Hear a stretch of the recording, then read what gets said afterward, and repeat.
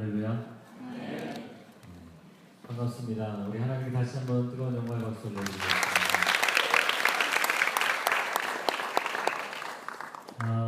영광을 위한 헌신. 저를 한번 따라해보세요. 영광을 위한 헌신. 영광을 위한 헌신. 누구의 영광을 위한 것인가요? 네. 왜 갑자기 마음이 약해지셨어요? 하나님의 영광을 위한 누구의 헌신? 그게 풀 텍스트가 되겠죠. 하나님의 영광을 위한 나의 헌신입니다. 그분의 영광을 위해서 내가 헌신하는 것입니다. 여러분, 방금 우리가 찬양을 뜨겁게 했는데 제가 여기 들어오면서 여러분의 땀 냄새가 충만하더라고요. 하나님의 임재하심도 충만하고, 여러분 그 땀을 여러분의 삶의 현장에서 하나님의 영광을 위해 헌신하는 데 흘리시기를 주님의 이름으로 축복합니다. 자, 근데 어떤 사람들은 왜 나의 영광을 위한 나의 헌신이 아니고, 왜 나의 영광을 위한 하나님의 헌신이 아니고, 왜 하나님의 영광을 위한 나의 헌신인가? 라고 질문을 한다면 저는 여러분에게 이렇게 말씀드리고 싶습니다. 이미 주님은 당신의 영광의 회복을 위해 헌신하셨습니다. 십자가 위에서. 하나님의 자녀들은 하나님의 형상으로서의 존귀함과 아름다움과 영광을 하나님이 부여해 주신 줄로 믿습니다. 그럼에도 불구하고 인간이 하나님 앞에 불순종하고 죄를 짓고 자만하고 안일하고 타락하여서 인간과 하나님의 형상으로서의 아름다운 영광을 잃어버리게 됐어요. 그 잃어버린 하나님의 형상으로서의 영광을 회복시켜 주신 분이 십자가 위에서 당신을 위해 피를 흘리신 예수 그리스도이신 줄로 믿습니다. 그분이 이미 나의 영광의 회복을 위해서 헌신하셨기 때문에 나도 그분의 영광을 위하여서 헌신하는 것이 마땅한 줄로 믿습니다. 그분의 사랑을 받았기 때문에, 한없는 놀라운 사랑을 받았기 때문에 나도 이제 그분을 위해서 헌신하고 나의 사랑을 드리는 것입니다. 자, 그런데 이 영광을 위한 헌신, 여러분이 이렇게 뜨겁게 열정적으로 찬양하는 것처럼 여러분의 삶에서 그렇게 하나님을 위해서 헌신하면 좋겠는데, 가장 큰 장벽이 있습니다. 그것은 무엇이냐면 두려움입니다. 우리가 여기서 이렇게 찬양하고 이렇게 열심히 예배드리고 헌신하겠다고 목이 터지도록 부르짖지만 삶의 현장에 들어가면 너무나 청송 같은 세상이 사방으로 장벽을 둘러싸고 있다는 것입니다. 세상은 여전히 그대로라는 것이죠. 갈멜산에서 엘리야가 놀라운 승리를 거두었지만 이세벨은 하나도 변한 게 없었어요. 그리고 엘리야를 죽이겠다는 거예요. 놀라운 승리를 거두었던, 놀라운 기적을 체험했던 그 엘리야도 두려움에 빠지고 자기의 목숨을 부지하기 위해서 내geb으로 사막으로 아무도 없는 광야길로 들어서게 됩니다. 그리고는 절망에 빠지게 되는 것이죠. 오늘 제가 여러분과 나누고 싶은 것은 디모데후서 1장 7절의 말씀입니다. 여러분 아마 자막에 나오겠죠? 한번 같이 읽어보겠습니다. 시작.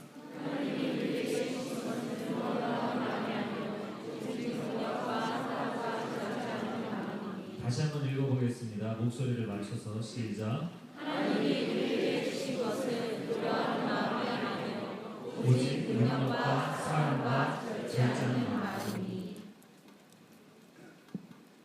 하나님께서 우리에게 주신 것은 두려워하는 마음이 아니요 오직 능력과 사랑과 절제. 이 세 가지를 기억하시기 바랍니다. 하나님이 여러분에게 주시지 않은 것이 있는데 그것은 무엇이냐면 두려움입니다. 두려워하는 마음을 하나님이 여러분에게 주신 일이 없어요. 그럼에도 불구하고 인간은 굉장히 많은 것들을 두려워합니다. 내가 이번 시험 너무나 중요한데 이번 시험을 망치게 되지 않을까? 내가 중요한 회사 취직을 위해서 면접을 봐야 되는데 이 면접을 내가 그르치지 않을까? 나 항상 면접관들 앞에 있으면 나는 긴장되고 떨게 되고 말이 헷갈리고 생각이 나지 않는데, 내가 지금 나이가 몇인데, 나이가 지금 30 훌쩍 넘어서 40대 가까워졌는데 나는 평생 결혼을 하지 못하게 되지 않을까? 내 인생은 끊임없이 이렇게 우리 가정은 서로가 미워하고 반목하고 서로가 다투고 분열되어 있는데 내 평생의 나의 삶은, 나의 가정이라는 생활은 늘 불행하지 않을까? 우리는 수많은 두려움에 쌓여서 살아갑니다. 그런데 중요한 것은 무엇이냐면 두려움은 하나님이 주신 마음이 아니라는 거예요. 하나님은 여러분에게 두려움을 주신 적이 없으세요. 성경에 뭐라고 써있냐면 하나님께서 두려워하지 말라, 놀라지 말라. 내가 너와 함께함이니라. 강하고 담대하라. 두려워하지 말라는 말씀이 성경에 무려 366회가 나옵니다. 몇 번이요? 366번. 매일 한 번씩 말씀하시고도 또 해주시는 말씀, 두려워하지 말라. 그 말씀이에요. 여러분, 이 두려움이라는 것은 어떤 패턴을 가지고 있냐면 이것은 사실 거짓말입니다. 아직 일어나지도 않은 일을 일어날 것처럼 나에게 끊임없이 정신적인 리허설을 시켜주는 거예요. 이런 거죠. 이번 시험이 너무너무 중요해요. 이번 시험 중요한데 이번 시험 망치면 안 되는데, 이번 시험 망치면 안 되는데, 이런 생각을 계속 하는 거예요. 그러면 어떻게 하나요? 내가 시험 준비가 제대로 되지 않아서 당일날 시험 문제를 딱 받았는데 막 긴장할 것 같아. 그리고 잘 모르는 문제가 나오면 너무 압박감에 다른 문제도 못 풀 것 같아. 답안지 옮겼을 때 틀릴 것 같아. 이런 생각들을 하는 거예요. 그래서 이거를 뭐라고 표현을 하냐면 부정적인 정신적 리허설이다, 이렇게 이야기를 합니다. 자, 여기서 오늘 찬양을 했는데 찬양팀들이 아마 집회 중간에 쉬는 시간에 리허설을 했을 겁니다. 맞나요? 네. 리허설을 하는 이유는 뭔가요? 잘하기 위해서죠. 그런데 사람이 어리석게도 두려움에 빠지면 어떤 리허설을 하냐면 못하기 위한 리허설을 하는 거예요. 그르치기 위한 리허설을 하는 거예요.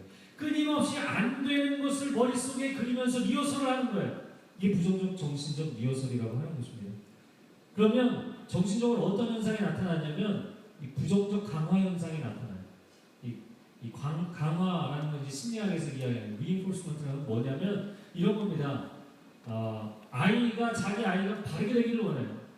그런데 아이에게 부모가 걱정이 되는 거, 두려워서 너가 그렇게 살면 커서 뭐가 될래?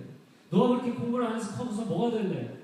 이 문제야 라고 계속 얘기하면 부정적 강화가 일어나는 거예요. 원하지 않는 방향에, 잘못된 방향의 강화가 일어나는 거예요. 시험 망치면 안 되는데, 시험 망치면 안 되는데. 지금 뭘 묵상하고 있어요? 망치는 걸 묵상하고 있어요. 망치는 걸 계속 묵상하는 거예요. 사람은 자기가 묵상하는 게 그 사람의 말이 되고, 그 사람의 행동이 되고, 그 사람의 삶이 되고, 그 사람의 인생의 종착지가 되게 돼 있어요.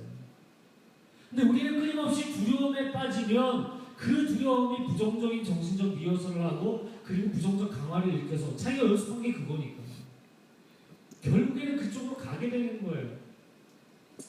이게 얼마나 거짓된 이 사단의 전략인지 모릅니다. 그래서 두려움이라는 것은 거짓말입니다. 사단이 우리의 마음에 심어놓는 거짓말이에요. 거짓의 씨앗이에요. 근데 우리가 그걸 당하는 거죠. 가령 예를 들자면 이런 것입니다. 여기서 보이스피싱에 당해보신 분 손 들지 마세요. 자랑스러운 일은 아니죠. 아마 당한 사람을 여러분 주변에서 보신 분 없어요? 있죠. 저도 봤어요. 저는 제 코앞에서 봤어요. 저는 목사인데 믿음이 좀 부족한 것 같아요. 저는 의심이 많은 사람이에요. 근데 제 앞에서 어떤 목사님이 저랑 이야기를 하다 말고 갑자기 전화가 왔어요. 네. 무슨 검찰인지 하여튼 재정 파트에서 일하는 어떤 사람이라고 전화가 왔어요. 당신이 크레딧 카드를 분실했다는 거예요. 내가 분실했나? 크레딧 카드가 하도 여러 개를 만드니까 어디다 뒀는지도 모르고 살잖아요. 분실했다는 거예요. 그러냐? 전화를 끊었어요. 그 사람이 전화를 하고 사람에게 몇 가지 인포를 주고 그 다음에 또 끊고 전화를 하고 끊고 이걸 반복하니까 사람이 제정신이 아니더라고요. 제 앞에서 이건 정말 맞대요. 그 컴퓨터를 켜는 거예요. 그리고 말한 사이트를 들어가는 거예요.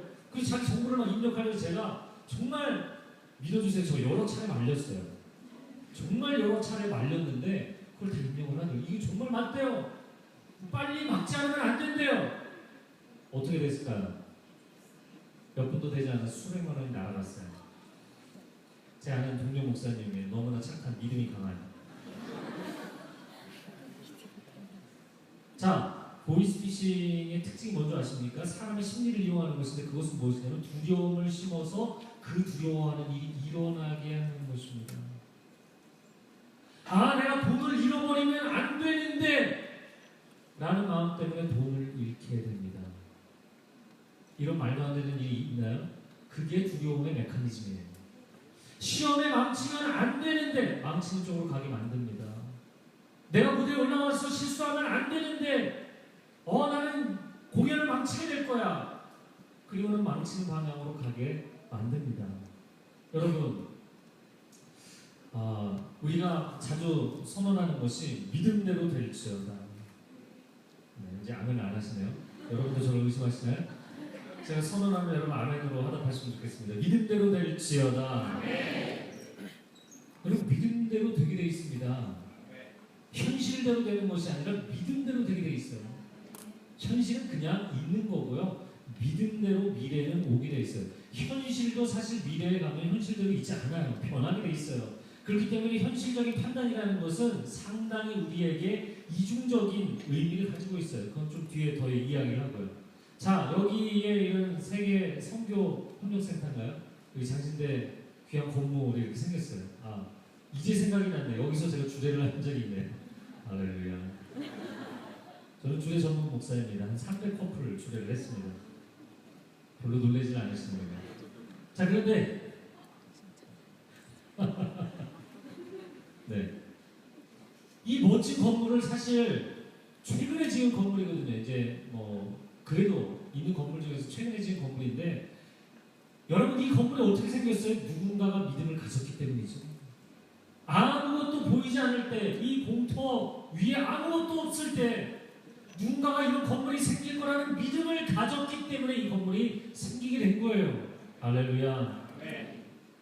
믿음은 보이지 않는 것들의 실상이라 말씀하셨죠. 믿음을 가지면 보입니다. 보이지 않는 게 보입니다. 길이 없는데 길이 보입니다. 하나님의 약속이 이루어질 것이 보입니다. 그게 믿음이에요. 그래서 여러분의 미래는 믿음대로 되게 돼 있어요. 할렐루야. 자, 이 건물이 지금 현재 시점에서 있는 게 현실이죠. 그러면 미래의 이 건물이 현실되게 될까? 아니요. 이 현실의 현재 시점에서 보고 있는 이 건물은 시간이 갈수록 그대로 있지 않고 낡아집니다. 아니면 보수를 할 수도 있죠. 허물고 리모델링을 할 수도 있죠. 현실대로 되지 않아요. 여러분의 미래는 믿음대로 되게 돼 있어요. 할렐루야. 그런데 문제는 뭐냐면, 여러분이 하나님의 언약과 말씀을 믿는 긍정적 믿음이 아니라 사단이 우리의 마음에 심어주는 가라지, 거짓말을 믿잖아요. 그러면 그 거짓말대로 이루어지게 돼요. 그리고 이야기하는 거예요. 거봐, 내가 조심해야 된다고 그랬잖아. 거봐, 내가 망칠 거라고 그랬잖아. 거짓말을 믿는 거예요. 그리고 거짓대로 여러분의 인생이 이루어져 가는 거예요. 왠지 아십니까? 여러분, 이 두려움이라는 것도 매우 강력한 믿음이기 때문이에요. 안 될 것 같아, 안 될 것 같아, 안 될 것 같아, 망칠 것 같아, 망칠 것 같아, 망칠 것 같아. 이 강력한 믿음에 사로잡히면 이 부정적인 믿음대로 이루어지는 거예요. 그래서 여러분이 하나님의 말씀을 믿고 언약을 믿는 것은 하나님을 믿는 것이지만, 두려움의 속삭임을 믿고 이 거짓말을 믿는 것은 사단을 믿는 거예요. 하나님을 믿는 게 아니에요. 그 사단의 동조를 해주는 거예요. 절대로 그 일을 하시면 안 됩니다. 안위 되옵니다. 그래서 두려움이 여러분이 현실적으로 볼 때, 이거는 현실적으로 볼 때 두려워할 수밖에 없는 상황이야. 아무리 그런 상황일지라도, 두려움이 아무리 합당해 보일지라도 하나님은 두려움을 주시지 않으세요. 받아들이지 마세요. 두려움을 웰컴하지 마세요. 여러분의 집 대문을 열어놓지 마세요. 두려움을 묵상하지 마세요. 두려움을 여러분의 집 거실에 앉혀주지 마세요. 두려움은 이 시간 예수 그리스도의 이름으로 명하노니 내 마음에서 내 인생에서 떠나갈지어다. 몰아내셔야 됩니다. 여러분, 오늘 5시에 북한이 도발한다고 했는데 어떻게 여기 앉아 계세요? 저희 아들들에게 4시에는 집에 들어가 있어요. 그래서 저는 담대하게 여기 왔습니다. 여러분, 두려움에 사로잡히면 사람이 집 밖에도 못 나오게 돼 있고요. 두려움에 사로잡히면 수화기도 들지 못하게 돼 있고요. 사람 누구에게 전화도 못해요. 두려움에 사로잡히면 누군가를 만나는 것도 두렵고요. 그냥 책만 펴고 공부해야 된다는 그 압박감 하나만으로도 두려움에 사로잡히면 아무것도 들어오지 않습니다. 두려움에 사로잡힌 사람을 완전히 마네킹을 만들어버려요. 이게 사단의 전략이에요. 여러분이 아무것도 못하게 만들어서 여러분이 활개치고 성령 충만하고 믿음이 충만하여서 돌아다니기 시작하면 하나님의 영광을 위해 헌신하잖아요. 하나님의 나라가 확장되잖아요. 그꼴을 보고 있을 수 없기 때문에, 그걸 놔두면 안 되기 때문에. 그러면 사단의 거짓된 사상관이지만 사단의 왕국이 무너져버리기 때문에 그거를 그냥 둘 수 없는 거예요. 거짓말로 여러분을 살아나려는 거죠. 10년 전쯤입니다. 누군지 알려고 하지 마세요. 한 음대 입시생이 찾아왔어요. 근데 재수할 때 찾아왔어요. 초시 때 찾아온 게 아니었어요. 초시 때는 왜 그러냐면 자기가 하는 그 악기에 있어서 전국에서 넘버원이었거든요. 누구나 인정하는, 얘는 뭐 그냥 아무 대학이나 원서를 써도 간다 라고 이야기할 정도로 그 악기에 있어서는 독보적인 존재였어요. 그런데 첫 번째 시험을 봤습니다. 그런데 문제는 뭐냐면 처음 그 입시를 위한 실기시험장으로 들었었는데 한 번도, 지난 19년 동안 한 번도 느껴보지 못한 두려움을 느꼈어요. 그리고는 악보가 보이지 않았어. 머리가 하얘졌어. 그리고 연주를 어떻게 했는지조차 기억나지 않아요. 망쳐버렸어요. 그리고 나서 재수를 했죠. 1년을 다시 준비했습니다. 1년을 열심히 준비했겠죠. 그런데 준비하면 준비할수록 뭐가 더 커져갈까요? 두려움, 무대 공포. 난 못할 것 같아. 또 망칠 것 같아. 이런 생각이 막 그렇게 사로잡는 거예요. 제가 그에게 주었던 말씀이 이것입니다. 시편 127편 1절 2절 말씀이에요. 보이세요? 한번 같이 읽어주세요. 시작.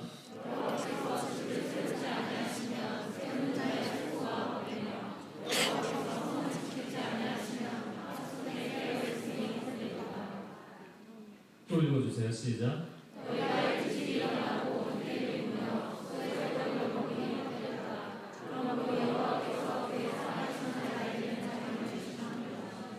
아멘. 네, 제가 수많은 그 공포증에 시달리는 입시생들에게 특효약으로 주는 말씀입니다. 그리고 이미 성경에 하나님이 우리에게 조제해 주신 말씀입니다. 그래서 이 말씀을 여러분이 깊이 묵상하고 자기 내면 가운데 동의하고 고백하면 여러분 입시를 보거나 면접을 보는 사람들 굉장히 많이 자유함을 얻을 수 있어요. 제가 이 이야기를 해줬습니다. 이게 무슨 얘기냐면 여호와께서 집을 세우지 아니하시면 집을 세우는 자의 수고가 헛되다. 여러분 건축가가 열심히 집을 세웠어요. 집 세우지 말라는 얘기 아닙니다. 집 열심히 세웠어요. 그러나 내가 완벽한 집을 세웠다. 아무리 튼튼한 집을 세워도요. 여러분 토네이도가 불고 허리케인이 불고 지진이 나고 쓰나미고 그럼 무너지지 않을 게 없어요. 사람이 하는 것은 완벽하지 못합니다. 여러분이 하는 그 어떤 것도 완벽하지 않아요. 시험 준비 완벽해요? 나는 시험 준비 완벽하겠다. 이런 사람 없어요. 있어요? 네, 있을 수도 있겠죠. 나 완벽하게 준비했어. 100점 맞았어. 500 맞았어. 그럴 수도 있겠죠. 그럼 그 다음 시험에는요. 그 다음 시험에는요. 그 다음 시험에는요. 인생이라는 것은 평생토록 한 번도 빠지지 않고 완벽한 존재는 없어요. 근데 사람은 자기 인생을 완벽하게 개런티하고 싶은 거예요.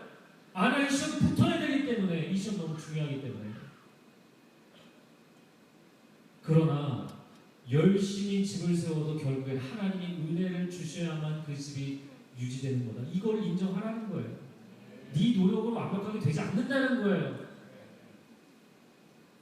여호와께서 성을 지키지 아니하시면 파수꾼의 경성함이 허사로다. 1절 말씀 보여주세요. 예, 이게 무슨 이야기입니까? 파수꾼이 밤을 셉니다. 와치맨이 어디서 적이 올까 이렇게 열심히 보고 있어요. 그러나 여러분 영화에 보면 항상 사각지대가 있잖아요. 실제로도 그렇거든요. 그러니까 어디서 복병이 숨어있다가 사각지대에서 밀고 들어오면 내가 밤을 샌 게 헛수고가 된다는 거예요. 결국에는 내 노력으로, 내 열심으로, 내 능력으로, 내 지혜로 내 인생을 완벽하게 커버할 수 있을 것이라는 생각 자체가 잘못됐다는 거예요.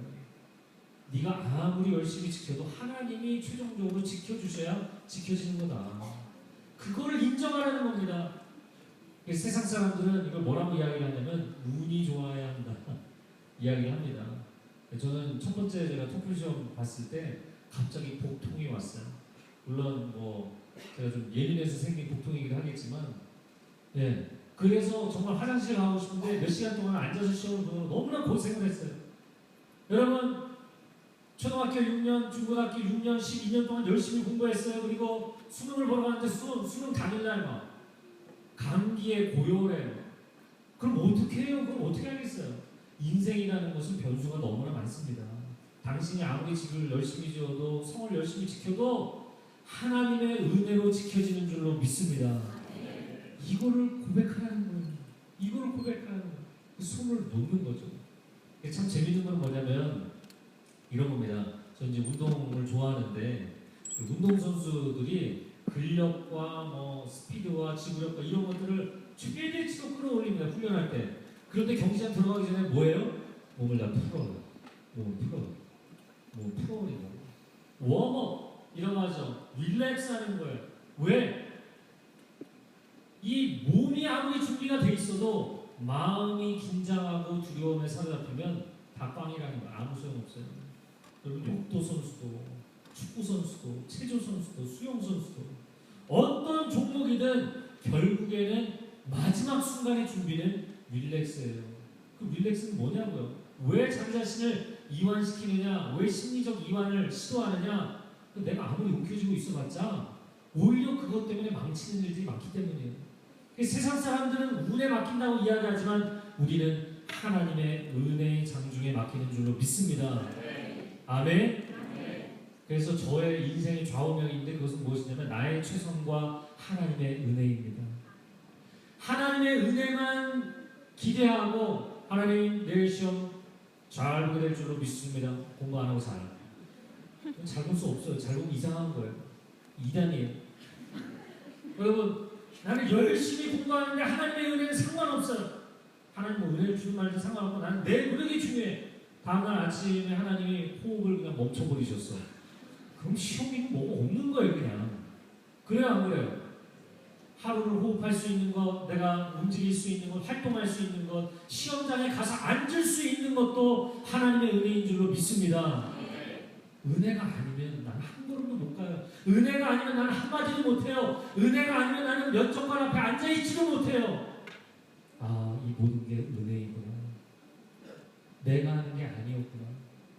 그래서 열심히 최선을 다해서 노력하고 준비했지만 그러나 마지막은 그냥 하나님 맡기는 겁니다. 하나님 맡기는 거예요. 그래서 이 친구가 이제 시험 한 달 앞두고서 저를 찾아왔는데 매일 아침 매일 밤 이 말씀을 묵상하고 진심으로 이 말씀을 고백해라. 그래서 2절 말씀에 뭐라고 써있냐면 2절에 사람이 일찍 일어나고 늦게 누우며 수고의 떡을 그렇게 고생해봤자 하나님이 안 도와주시면 헛수고를 하는 거예요. 무슨 얘기인지 아시겠죠? 그러니까 하나님께서 사랑하시는 자에게 뭘 주신다고요? 네. 사람이 두려움과 공포와 불안이 극대화되면 잠이 안 와요. 음식이 맛이 없어요. 네. 이런 증상들이 나타나거든요. 그래서 여기서 잠을 주신다는 얘기 무슨 얘기냐면 여러분 마음에 평강을 주실 줄로 믿습니다. 하나님께 맡기면서 최선을 다하세요. 그러나 하나님께 맡기세요. 이것을 정말 하나님이 안 도와주시면 저는 소용없습니다. 그냥 저는 가서 최선을 다할 뿐입니다. 결과는 하나님께 맡기겠습니다. 난 몰라. 결과는 하나님. 자, 이 친구가 시험 어떻게 봤을까요? 당연히 잘 봤어요. 할렐루야. 왜? 결과를 하나님께 맡겼기 때문에. 제가 또 한 가지 케이스를 드리겠습니다. 이게 몇 년 전인데, 제가 밴쿠버에서 목회할 때 어떤 집사님이 이제 한국에 오셨는데 아들이 이제 수능을 보는 첫 해였어요. 근데 이 친구가 수시를 봐야 되는데 수시를 볼 때 2분인가 3분 정도 프리젠테이션을 하는 게 있대요. 면접 때. 근데 이 친구가 제일 두려워하는 게 뭐냐면 자기가 프리젠테이션 하는 거예요. 슬라이드 돌려가면서 PT 하는 거예요. 그래서 그 친구를 만나겠다고 했어요. 만났어요. 우리 얘기 들어보니 결국엔 비슷한 증상이에요. 그리고 너 왜 그렇게 두려워하니? 얼굴도 호남형이에요. 사람들이 널 보면 굉장히 널 좋아할 것 같은데 뭐가 그렇게 두렵니? 그러니까 자기는 처음에 말을 딱 꺼내면 긴장을 하기 때문에 말이 이렇게 잘 안 나오고 말을 처음에 버벅거리고 나면 이제 망쳤구나. 그리고는 나머지 무슨 얘기를 했는지 기억조차 하지 못할 정도로 자기는 이 프레젠테이션을 한 번도 제대로 해본 적이 없다는 거예요. 제가 두 가지를 이야기했습니다. 한 가지, 얘야, 넌 충분히 잘생겼단다. 남학생이었거든요. 사람들이 널 보면 널 좋아할 거야. 이 얘기를 한마디 해줬고, 두 번째, 내가 예측 가능한 예언을 한 가지 하면 너는 반드시 이번 시험에 실수할 거야. 네? 아니 지금 나한테 용기를 불어넣어 달라고 목사님을 만나는데 목사님 뭐라고 얘기하면 내가 반드시 일어날 일을 예언해 주겠는데 넌 꼭 실수할 거다. 이거 얘가 아니 그게 무슨 소리냐? 넌 실수할 건데 너가 실수할 거라는 걸 인정해라. 너가 그 분야의 교수님들 앞에서 고등학교 3학년 학생이 앉아서 프리젠테이션 하는데 멋지게 교수님들이 감동할 만큼 프리젠테이션 할 수 있는 학생이 있을까요? 없어요. 그분들이 평생을 공부하신 분들이에요.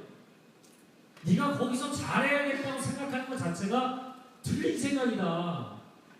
네가 2문 3문 발표하는 것 같고 그분들을 감동시킬 수도 없고 잘할 수도 없고 너는 그동안 실수했던 모습을 봤을 때 넌 반드시 실수할 거야. 그러나 너 실수할 때마다 실수한 거를 메이크업하기 위해서 실수하지 않은 척, 떨리지 않는 척, 괜찮은 척 하려고 계속 열심히 했지. 그냥 실수를 인정해버려라. 나 실수하면 안 돼, 실수하면 안 돼, 실수하면 안 돼. 가 아니라 제가 실수를 했네요 교수님. 제가 너무 긴장이 돼서요. 피식 웃고 그 다음 해라. 제가 예측 가능한 예언을 해줬어요. 여러분 그 학생이 실수를 했을까 안 했을까요? 실수했어요. 실수했어요. 그리고는 얘기했어요.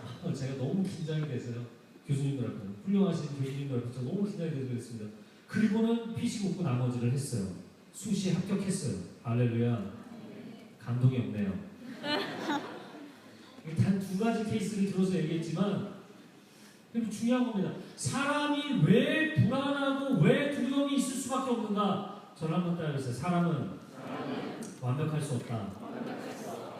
여러분이 완벽할 수 없다는 걸 인정하세요. 난 완벽해. 이런 사람 있어요? 그 사람 병이에요. 그 사람 병이에요. 여러분 우리가 뭐 완선을 이야기하지만 완벽한 사람은 존재하지 않습니다. 존재하지 않아요. 모든 사람에게 사랑받는다. 이런 건 존재하지 않아요. 저희 큰형은 정신과 닥터입니다. 사람들이 강박증이나 신경증이나 불안증이나 이런 거에 시달리는 사람들이 있어요. 뭐냐면 저 사람들이 나를 싫어할 것 같아. 쟤들이 나를 미워하면 어떡하지? 쟤들이 나를 안 받아주면 어떡하지? 내가 이 이야기를 했는데 썰렁하다고 이야기하면 어떡하지? 날 구박하면 어떡하지? 날 왕따시키면 어떡하지? 여러분 제가 여러분의 평생에 예측 가능한 예언을 한 가지 하겠는데 여러분 주변에 여러분을 싫어하는 사람들이 반드시 있을 것입니다. 모든 사람이 여러분을 좋아하는 일은 없을 것입니다. 이런 말도 안 되는 상상을 하지 마시라는 거예요. 이상한 소리 하고 있죠? 또 한 가지 일을 이야기할게요. 여러분 인간은 완벽하지 않습니다. 모든 일을 완벽하게 잘한다는 것은 불가능해요. 제가 여러분의 평생에 예측 가능한 예언을 또 한 가지 하겠습니다. 그것은 무엇이냐면 여러분이 하는 학업이든 사업이든 아니면 가정이든 관계든 여러분 모든 일을 평생에 완벽하게 하는 일은 없을 것입니다. 뭐 아멘까지 하실 필요는 없어요. 네. 좀 유쾌하지 않지만 인정해야 돼요. 인정해야 돼요. 그런데 인간은 완벽주의를 갖고 있어요. 완벽주의가 뭔지 아십니까? 완벽할 수 없는 인간이 완벽한 척하느라고 고생하는 거예요. 완벽해지고 싶어요. 모든 사람에게 사랑받고 싶어요. 내가 하는 일은 다 잘 되고 싶어요. 그런 건 없어요. 그런데 왜 사람이 그런 생각을 하는 줄 아십니까? 우리는 완전하신 하나님으로부터 왔기 때문입니다. 완전하신 하나님, 흔히 없으신 하나님, 사랑과 공의라는 것은 여러분 굉장히 힘든 이야기입니다. 사랑하면 공의의 잣대를 대기 어렵고 공의의 잣대를 대면 사랑으로 커버해주기 어려운 거거든요. 근데 하나님은 완벽한 사랑과 완벽한 공의를 가지고 계신 어메이징하신 하나님이세요. 하나님은 완벽한 분이세요. 할렐루야. 그 완전하시고 완벽하신 하나님으로부터 우리가 나왔기 때문에 나는 지금 불완전한데도 완전해지고 싶은 거예요. 그러면 우리가 마지막 찬양했나요? 주 안에 온전케 되리 Complete in Jesus. 예수 그리스도 안에서 완전해지는 것이지 나 혼자 완전해지는 건 없어요. 그건 불가능해요. 여러분 독이 있습니다. 밑에가 깨졌어요. 물을 부어도 계속 새나가요. 이 독에 물을 가득 채우려면 어떻게 해야 돼요? fully, 완전히, completely 채우려면 어떻게 돼요? 그냥 물속에 이 독 자체를 넣어버리면 돼요. 내가 나의 인생에 하나님의 능력을 조금씩 받아서 한 바가지 한 모금 받아서 내가 인생에 뭐를 제대로 해보겠다. 이걸로는요 늘 밑빠진 독이에요. 내가 그분 임재 가운데, 그분의 능력 가운데, 그분의 어마어마한 사랑 가운데 그냥 내 인생이 풍덩 빠져야 됩니다. 할렐루야. 그러면 그분의 완전하심에 나의 불완전함이 가라앉아 버리는 거예요. 가려져 버리는 거예요. 할렐루야. 그런 역사가 여러분의 삶에 나타나기를 축복합니다. 날마다 은혜로 사십시오. 하나님, 나는 실수를 할 수밖에 없습니다. 나는 실패를 할 수밖에 없습니다. 이걸 인정하세요. 그러나 이렇게 실수하고 실패했는데도 또 새로운 하루를 주셨군요. Another day. 또 새로운 하루를 나에게 주셨군요. 하나님 감사합니다. 새로운 기회를 주시는 하나님, 늘 second chance, 두 번째 기회를 주시는 하나님. 하나님이 아직도 기회를 주시는 거예요. 사명이 다한 사람은 하나님 데려가게 되어 있어요. 오늘 여러분이 호흡하고 있다는 것은 여러분에게 하나님 기회를 주신 줄로 믿습니다. 그래서 실수하고 실패해도 하나님의 은혜예요. 또 시간을 주셨다는 것, 또 기회를 주셨다는 것, 하나님의 은혜예요. 자, 그러면 가끔 인생에서 성공할 때도 있어요. 승리할 때도 있어요. 그럼 그건 나의 공인가요? 아니죠. 이렇게 감당할 수 있는 건강과 지혜와 능력을 주신 분도 하나님이시니 승리와 성공도 하나님의 은혜인 줄로 믿습니다. 실패해도 하나님의 은혜, 성공해도 하나님의 은혜. 그럼 인생이요 두려울 것이 없습니다. 왜? 흔들리지 않기 때문에. 사람이 잘 되면 교만해서 하나님을 떠나고 사람이 실패하면 절망해서 하나님을 떠납니다. 여러분 그러면 언제든지 하나님을 떠나게 돼 있어요. 그러나 하나님의 은혜 안에 살면 하나님을 떠나지 않게 되는 줄로 믿습니다. 이 비결을 배우셔야 돼요. 하나님은 우리에게 두려움을 주시는 분이 아니라 은혜를 주시는 하나님이십니다. 이 은혜 의식을 여러분이 매일같이 유지하기를 원한다면 큐티하세요. 통독하세요. 말씀으로 여러분을 채우지 않으면, 진리로 채우지 않으면 내 인생을 내가 사는 줄 알아요. 내 힘으로 사는 줄 알아요. 내 지혜로 사는 줄 알아요. 아닙니다. 제가 이렇게 설교하고 있죠. 제가 제 힘으로 하는 것일까요? 제 지혜로 하는 것일까요? 아니요, 그렇지 않습니다. 저희 신재원 동기, 저도 저기 장신대를 나왔는데 신재원 동기 어느 날 연락이 왔는데 주일날 중고등부 학생부를 담당하고 있을 때였는데 설교하러 올라가려다가 쓰러졌어요. 그리고는 일어나지 못했어요. 설교자들도 중요한 집회나 중요한 사역이 있으면 긴장합니다. 내가 설교 잘해야 되는데 내가 설교 잘할 수 있을까? 내가 이 사역 잘할 수 있을까? 아니요, 소용없는 이야기예요. 하나님이 단에 올라갈 수 있는 건강을 주시지 않으면, 호흡을 주시지 않으면 올라갈 수도 없는 거예요. 모든 것이 매 순간 하나님의 은혜인 줄로 믿습니다. 말씀으로 사세요. 매일 큐티하세요. 자, 인생이 또한 불안하고 두려울 수밖에 없는 이유는 인간은 미래를 알 수 없기 때문이에요. 저를 한번 따라해주세요. 사람은 미래를 알 수 없습니다. 미래를 알 수 없기 때문에 불안한 거예요. 여러분, 미래를 향해서 내 인생은 끊임없이 전진해 가고 있는데 지금 한 발 앞이 무엇인지 몰라요. 지금 한 치 앞이 길인지 아니면 한 치 앞이 벼랑 끝인지 몰라요. 그렇기 때문에 두려운 거예요. 오른쪽으로 가야 성공을 할지 왼쪽으로 가야 성공할지, 이 대학을 가야 될지 저 대학을 가야 될지, 내가 이 사람하고 결혼해야 될지 저 사람하고 결혼해야 될지, 혼자 살아야 할지 몰라요. 어떤 게 내 인생인지. 결국에 내 인생이 어디로 가야 잘 될까? 사람들이 대언기도 예언기도 굉장히 좋아합니다. 어떤 사람은 집회 끝나고 저희 쭉 목사님들 기도해 주라고 했더니 이쪽 줄에 얼른 가서 기도받고 저쪽 줄에 또 쓰는 거예요. 또 기도받고. 그 기도받고 나서 왜 두 분 목사님 얘기하는 게 달라요? 이런 얘기야. 기도해주면 녹음을 해요. 얼마나 부담스러운지 몰라. 왜 녹음을 하고 그래? 그리고 집에 가면서 물어봐요. 이 얘기를 하신 이유는 뭔가요? 나도 기억 안 나요. 왜 그럴까요? 자, 여러분이 여러분의 미래를 알 수 없기 때문에 두려운 걸까요? 자, 여러분의 미래를 알게 되면 두렵지 않을까요? 성경에서 두 가지 예를 들려드리겠습니다. 사울은 자기의 미래를 알게 됐어요. 그건 뭐냐면 이제 자기 왕위가 끝났다는 것. 하나님이 그를 왕위에서 내려보내실 거라는 것. 자기의 미래를 알고 사울이 나 그동안 왕위를 담당하느라 너무 부담이 컸는데 이제는 내려놓게 됐어. 난 자유야. 나는 이제 내 고향으로 돌아가서 편안하게 살 거야. 여러분 평안해졌어요? 두려웠어요. 언제 내가 쫓겨날까? 언제 내가 비참한 모습으로 끌려 내려가게 될까? 언제 내가 내 인생의 수치를 당하게 될까? 미래를 알고 나서 두려워졌어요. 여러분 미래를 알면 평안해질 것 같아요? 아닙니다.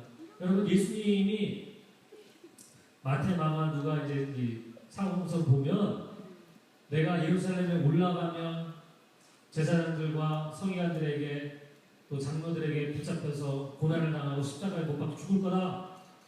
3번씩 딱 나옵니다. 복음서에. 또 뭐냐면 3세번이에요. 우리도 3세번이라고 얘기하지만 성경도 3이 완전수잖아요.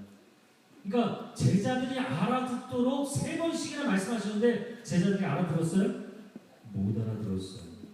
올라가면 주님은 영광의 자리에 오르실 거고 우리는 영광의 좌우편에서 보좌하게 될 거야. 신나게 있었어요. 그런데 제자들 가운데 미래가 어떻게 될지를 정확하게 알고 있었던 사람이 누구였어요? 가룟 유다입니다. 그래서 갈아탄 거예요. 유일하게 예수님의 말을 알아들었고 다들 현실 감각이 없는 붕 떠 있는데 혼자 명확하게 현실 감각이 있어서 이제 예수님의 시대는 끝났구나. 이거 알았던 사람 누구예요? 가룟 유다예요. 가룟 유다가 미래를 알았기 때문에 헌신했어요. 오늘 영광을 위한 헌신 얘기하잖아요. 미래를 알고 배신했어요. 미래를 알고 헌신한 게 아니라 미래를 알고 배신했어요. 여러분 인간은 미래를 알지 못합니다. 그러나 우리가 알 수 있는 분이 계신데 그분은 하나님이십니다. 하나님은 미래를 알고 계십니다. 하나님에 대해서 예수 그리스도에 대해서 표현할 때 who was and who is and who is to come. 예전에도 계셨고 현재도 계시고 장차 곧 오실 자라. 할렐루야. 영원하신 하나님은 시간을 초월해 계시기 때문에 시간의 구애를 받지 않으시기 때문에 그분은 나의 미래를 알고 계십니다. 왜냐하면 현재에도 계시고 과거에도 계시고 장래에도 동시에 계시는 분이시기 때문이에요. 자, 우리가 미래를 알 수 없지만 희망적인 상황 한 가지는 무엇이냐면 내가 미래를 모를지라도 내 미래를 완벽하게 알고 계시며 내 미래를 주관하시는 하나님을 내가 알고 있다는 거예요. 할렐루야. 할렐루야. 그래서 하나님께 내 인생을 맡길 수 있어요. 마치 이런 것이죠. 여러분 선수가 경기를 뛰면서 나는 최선을 다할 뿐이에요. 이 경기에 대한 결과는 누가 책임져요? 감독이 책임지는 거예요. 감독이. 진짜 못난 감독들이 있죠. 진짜 못난 감독들은 무슨 얘기하냐면 경기 지고 나서 주전 공격수들이 잘 못해가지고 졌다 뭐 이런 소리 하고 있어요. 여러분 감독이 정말 헌신적으로 비전을 갖고 전략적으로 하면 팀이 변합니다. 세상 만사가 인사만사입니다. 정말 사람이 중요하잖아요. 요즘 하나의 경기에 제가 감동을 많이 받고 있는데 물론 최근에 7연패를 했지만 다시 승리했어요. 할렐루야. 여러분 하나님이 여러분의 인생을 책임지시나요? 책임지지 않으시나요? 성경에 계시록이 왜 나와 있어요? 계시록 여러분 구독해 하려고 나와 있나요? 아니요. 최후 승리가 하나님의 사람들에게 보장되어 있다는 것을 알려주시기 위해서 계시록이 써 있어요.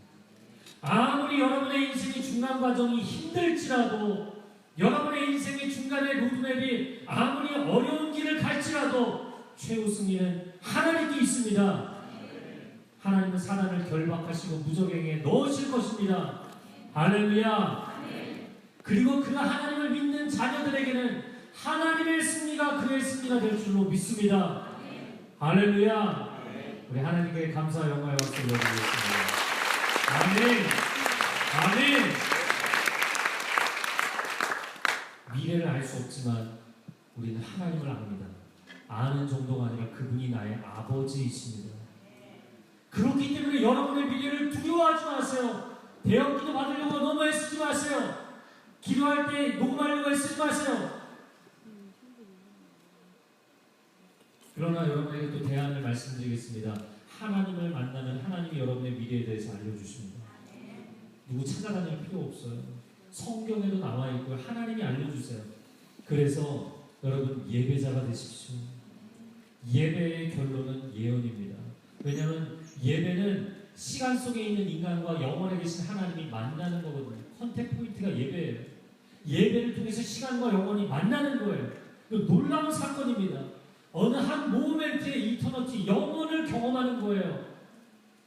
저 혼자 흥분하고 있지만 이거 정말 놀라운 사건입니다. 그런데 그 영혼과 딱 마주치는 순간 영혼은 시간의 지평을 확 넓혀버리잖아요. 과거가 해석되고 현재가 이해되고 미래에 대한 비전이 보이는 거예요. 이게 예배예요. 그래서 모든 예배는 예언적 예배, 프로페틱 월십으로 가게 되어 있어요. 시편을 보면 참 재밌는 게 모든 시편들은 하나님 제가 너무 힘듭니다. 죽을 것 같습니다. 원수들이 저를 치려고 합니다. 전부 그런 현실적인 이야기에서 출발합니다. 근데 나중에는 뭐라고 하나요? 내가 만민 가운데 열방 가운데 주의 이름을 노래할 날이 오게 될 것입니다.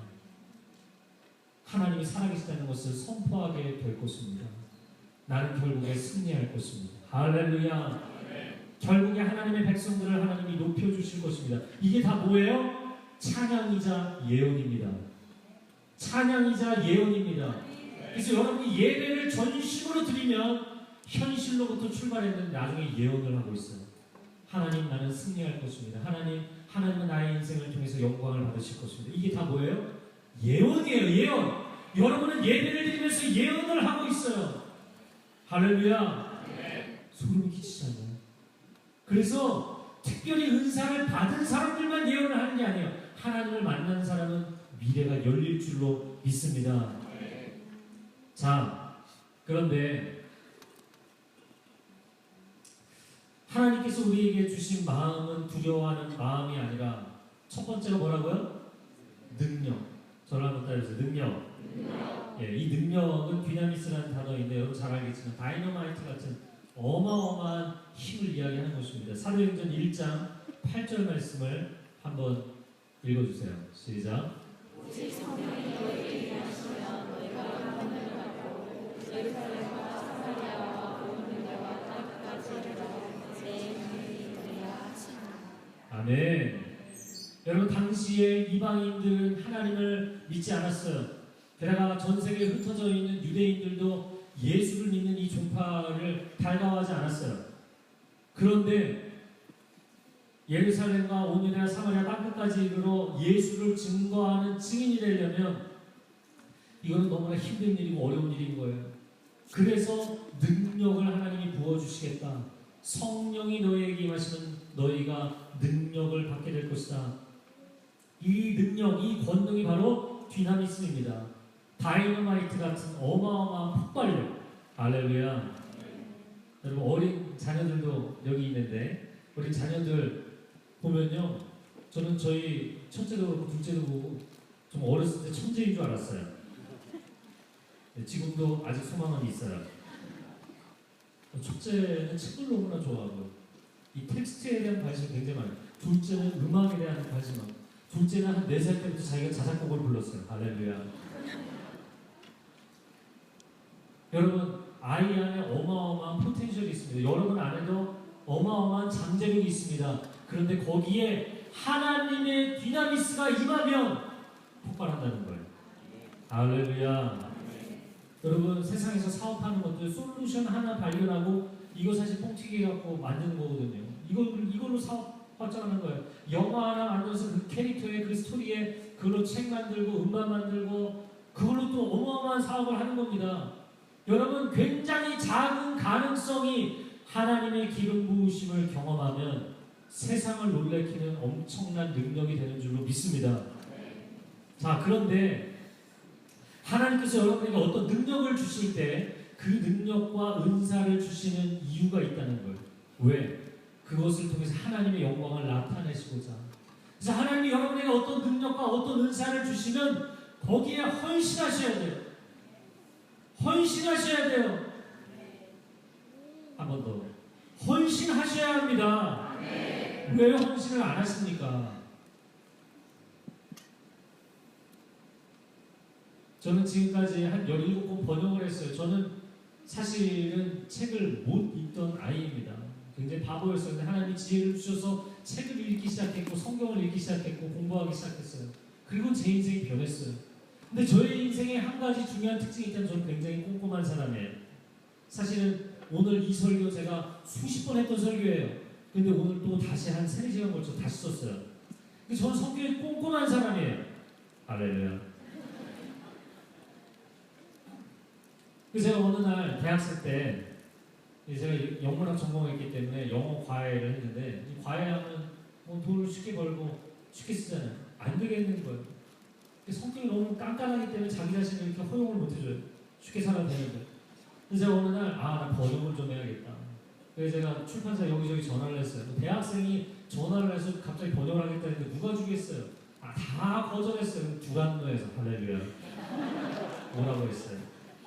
갔더니 저에게 테스트를 해보고 좋다. 한번 해봐라. 그리고 저에게 준 첫 번째 책이 D.L. 무디 상권 학원으로 나왔는데 지금 800페이지가 넘는 책입니다. 첫 번째 책을 그거 하느라고 죽는 줄 알았어요. 그리고 과외 대비 시간 투자당 이거 생각해보면 이거 너무나 필요 없는 짓을 하고 있는 거예요. 9개월이 걸려서 9개월 동안 거기에만 매달렸어요. 그래서 저는 하나님이 저에게 주시는 첫 번째 것은 첫 열매는 하나님께 또 드리거든요. 그러니까 다 하나님께 드렸어요. 저 9개월의 시간을 그냥 쏟아부은 겁니다. 내가 다시는 이 일을 안 하리라. 성격이 어디 가겠어요? 네, 그래서 결국에는 계속 번역을 했어요. 한 17권을 했어요. 할렐루야. 그런데요, 제가 할 때 저는 초보자이기 비기너이기 때문에 정말 실력자들에 비해서 너무나 실력이 떨어지니까 제가 2번, 3번 또 원고를 보고 또 검토하고 또 검토하고 그렇게 했습니다. 정말 최선을 다했어요. 헌신했어요. 제가 그렇게 헌신하는 게 돈을 벌기 위해서 그랬느냐? 아니요. 또 그런 건 아니었어요. 희한하게 하나님 번역료 나오는 날을 기다리고 계시더라고요. 그리고는 하나님께서 이거 성경 강화하면 참 좋을 텐데 누가 어렵다던데 누가 지금 학비를 못 내서 지금 기일이 다가왔는데 17권 중에 15권의 번역료를 하나님 가져가셨어요. 할렐루야. 그래서 저는 그 일을 계속했습니다. 근데 제가 여러분에게 지금 이야기하는 건 뭐냐면 하나님이 여러분에게 어떤 성품, 어떤 능력, 어떤 은사를 주셨다면 최선을 다했어요. 나 이거 힘들어서 못 해먹겠다. 그만하겠다. 이런 거 하지 마세요. 계속 쏟아부으세요. 제가 첫 번째 책이 9개월 걸렸다고 그랬죠. 제가 한 7, 8권 넘어가면서부터는 시간을 온전히 거기에만 투자하면 한 300페이지 책은 5일이면 끝나요. 별 감동이 없어요.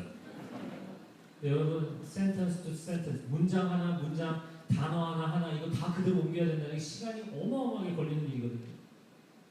제가 여러분에게 이야기를 하는 이유는 뭐냐면 하나님이 여러분에게 부어주신 것을 왜 노력하지 않느냐는 겁니다.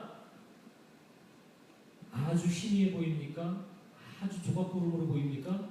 쏟아부으세요. 쏟아부으세요. 쏟아부으세요. 잘할 수 있을까 걱정하지 마세요. 걱정하고 두려워할 시간에 공부하십시오.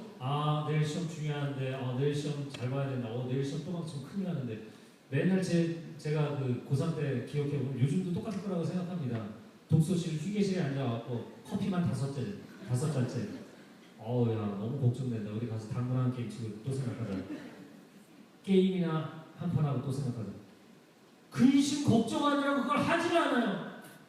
두려워할 시간에 공부하십시오. 두려워할 시간에 열심히 일하십시오. 아내가 신입사원으로 들어갔더니 복사만 시켜. 신입사원으로 들어갔더니 나한테 꾸준한 일만 시켜. 집만 나르래. 이러다가 내 인생이 끝나는 거 아니야? 두려워하지 마시고 그 일 열심히 하십시오. 최선을 다하십시오. 그러면 거기서부터 길이 열립니다. 미국에 예전에 백화점에 2 젊은이가 취직이 됐어요. 그런데 자기들은 큰 백화점에 취직이 돼서 멋진 일을 할 줄 알았어요. 화려하잖아요, 백화점이. 근데 엘리베이터 보이를 시킨 거예요. 이게 뭐야. 한 달이 지나고 2달이 지나고 3달이 지나고 나 이거 하려고 내 인생 여기다 바친 거 아니다. 한 사람은 그만뒀어요. 나 그냥 딴 직장 알아보겠다. 근데 또 한 사람은 열심히 최선을 다했어요. 사람들을 친절하게 웰컴하고 사람들을 도와주고 그리고 시간대별로 층별로 고객들이 어떤 고객이 오는지 무슨 물건을 많이 사는지 그거를 조사하기 시작했어요. 여러분 이 사람이 결국에는 미국의 백화점 왕이 되게 됩니다. 조각구름입니까? 거기 쏟아 부으세요. 쏟아 부으세요. 제가 교회에서 정말 교회는 여러분의 은사와 재능을 테스트하기 굉장히 좋은 곳입니다. 교회는 뭐 사역이 많잖아요. 성가대도 할 수 있고 찬양팀도 할 수 있고 뭐 줄 맞추는 거 할 수도 있고 파워포인트도 할 수 있고 뭐 영상도 할 수 있고 교회는 정말 종합적으로 없는 게 없어요. 할렐루야. 다 해보세요. 다. 얼마나 좋은지 몰라요. 자매님, 형제님, 새벽 예배 싱어 좀 해주시죠. 전 한 번도 해본 적이 없는데. 그러니까 한번 해보셔야죠.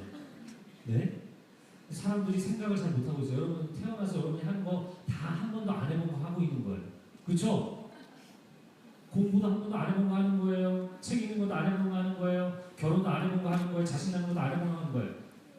안 해봤으니까 해보십시오. 저는 노래를 못하는데요. 너무 걱정하지 마십시오. 볼륨을 좀 줄여드리겠습니다. 저는 정말 음치인데 너무 걱정하실 거 없습니다. 볼륨을 아예 꺼드릴 수도 있습니다. 그럼 이 사람이 나를 지금 놀리는 거야? 아니요, 그렇지 않습니다. 왠 줄 아세요? 여러분 여기 또 오늘 싱어들이 그래도 오늘 싱어 많지 않고 정말 잘하시는 분들을 세우셨더라고요. 할렐루야. 찬양팀 너무 기름 부으심이 있으시죠? 빨리 긍정하셔야죠. 뒤에 앉아 있어요. 네, 한번 큰 박수로 축복해 주시기 바랍니다. 자, 그런데 중요한 건 풀밴드가 연주를 합니다. 싱어들 여러 명 있습니다. 싱어 한 사람 한 사람 목소리 다 구별해서 잘 들리세요? 여러분, 내가 목소리 좋아서 지금 영적인 사역을 할 것 같습니까? 큰 착각이고 오해입니다. 놀라운 것은 무엇인지 아세요? 목소리 들리지 않아도 그 사람이 거기 서 있으면 기름 부으심이 흘러가는 사람들이 있어요. 노래를 정말 잘해요. 얄미울 정도로 잘해요. 그런데 그 사람이 노래를 부르는데 하나도 흘러가지 않는 사람들이 있어요. 재능이 있다고 해서 기름 부으심이 있는 것은 아닙니다. 여러분의 재능을 하나님께 맡기고 하나님의 손에 붙들리고 기름 부으심이 나타나기를 축복합니다. 제가 밴쿠버에서 밴쿠버 원더교회를 할 때 새벽 예배, 토요일 새벽 예배였어요. 갔는데 3분 전에 저희는 진행 담당 PD를 항상 세웠는데 PD 맡고 계신 선교사님이 나와갖고 목사님 어떻게 오늘 찬양 인도하는 전사님이 안 나오셨어요. 누가 찬양 인도하죠? 선교사님하고 저밖에 없잖아요. 선교사님이 하시죠. 네? 제가요? 저 한 번도 해본 적이 없는데 오늘 해보시죠. 네, 제가 여기 연말하다 올라갔어요. 그 목조 건물 캐네디안 그 교회였는데 한 100년 된 아침에 태양이 떠오르면 삐그덕삐그덕 소리가 나는 그런 교회입니다. 근데 이제 성도들이 한 100명 정도 나와 있고 앞에 찬양이 들어오고 제가 세워놓고도 저도 불안해갖고 맨 뒤에 시계 아래가 서갖고 이렇게 지켜봤어요. 도대체 뭘 하나. 근데 첫 곡이 뭐였냐면 사랑하는 나의 아버지였어요. 사랑하는 나의 아버지 이 찬양을 딱 부르는데 성전 가득 하나님의 임재가 충만한 제가 뒤에 서 있다가 소름이 끼치죠. 저 사람이구나. 그래서 제가 예배가 끝나고 저희 사무실에 불렀어요. 성교사님 하나님 성교사님을 예배 인도자로 부르셨습니다. 네? 저요? 네, 성교사님을 예배 인도자로 부르셨습니다. 기타 잘 치고 목소리 좋고 노래 잘하고 성악 배운 사람도 기름 부으심이 나타나지 않는 사람 수두룩하게 많습니다. 성교사님이 찬양을 딱 하는 순간 성전 가득 하나님의 임재가 충만하였습니다. 하나님이 성교사님을 선택하셨습니다. 네? 저를요? 제가 캐네디안 달러 600달러를 봉투에 넣어서 기타를 사십시오. 기타를 사요. 그리고 갔어요. 그리고 한 달 동안 순종하지 않고 안 사더라고요. 기타를 쳐본 적이 있나? 내가 예배인도를 한 번도 예배인도 해본 적도 없고 싱어도 해본 적도 없는 사람이거든요. 근데 단 한 가지 이분이 어린이집 원장님이셨어요. 어린이집 원장님. 얘들아 여기 앉아봐 이렇게. 그래서 서울시에서 그 시장 상도 받고 그런 분이에요. 이분이 딱 서는 순간 거의 하나님의 자녀들에게 평강을 나눠주시는 거예요. 할렐루야. 그래서 600불을 드렸는데 이거 안 사고 한 달, 두 달 버티다가 잃어버렸어요. 제가 어떤 사람이라고요? 저 깐깐한 사람이에요.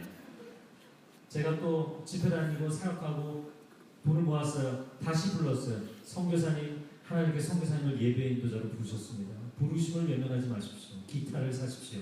500불을 담아서 다시 드렸어요. 어떻게 했을까요? 괴로워하면서 기타를 샀어요. 딩가딩가 기타를 치기 시작했어요. 지금 뭐 하고 있을까요? 예배 인도하고 있고 말씀 증거하고 있어요. 할렐루야. 제가 이건 언제나 은사와 부르심에 대한 이야기를 할 때 항상 하는 이야기인데요. 해외에서 있었던 이야기입니다. 일대 담임 목사님이 열심히 교회 사역을 하시는데 교회는 한 50명 정도 아주 작은 교회 행복하게 잘 하셨어요. 그런데 아들 목사님이 후임이 돼서 그 교회를 맡았어요. 근데 아들 목사님 정말 성령의 기름 부으심이 있는 강력한 메신저거든요. 교회가 엄청나게 부흥을 했어요. 근데 부흥하는 과정에서 이 목사님이 앞에 콰이어들이 성가대가 서 있잖아요. 이렇게 보고 있다가 자매님은 싱어를 하십시오. 그러면 이 부르심을 받은 사람은 굉장히 감동이 있잖아요. 그렇죠? 여러분이 성가대에서 자매님은 싱어를 하시면 얼마나 좋아요. 그러나 옆에 다른 사람들 기분이 나쁘겠죠. 뭐야, 목사님이 쟤만 왜 세우는 거야? 그런데 목회자들이 그렇게 얘기를 할 때는 분명히 이유가 있습니다.